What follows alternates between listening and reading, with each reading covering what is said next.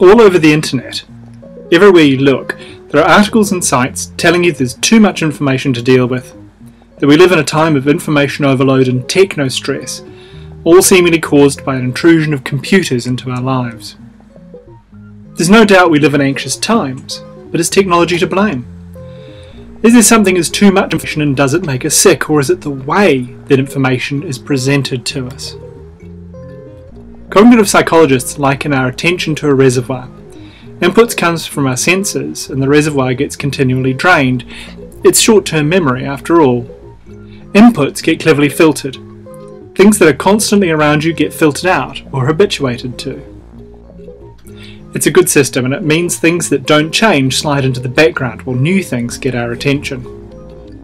But what happens when that reservoir of our attention gets full? Do we get sick?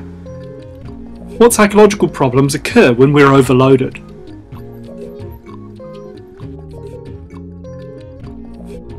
Well, there's no diagnostic criteria in the psychological medicine literature for information overload. Internet addiction and compulsive use of technology are seen as symptoms of deeper psychological issues.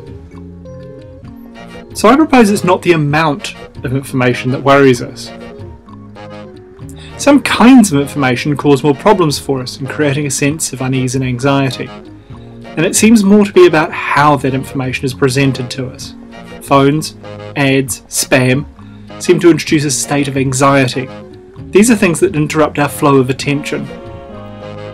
In what's been described as panic architecture, some technology uses ways to get around those clever cognitive filters we put up to stop our attention from being overwhelmed. As well as things that intrude, panic architecture includes things we check to see if there's new information there, like a rat clicking on a lever for food in a laboratory.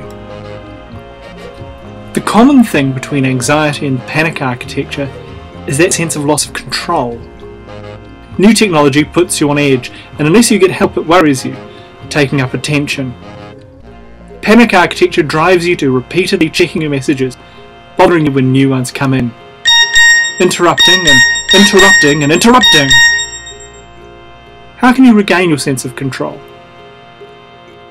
You can improve the cognitive filters you have by turning off notifications, setting times to check your email and social media sites, doing it at your schedule. Take control. It's your time to spend as you want.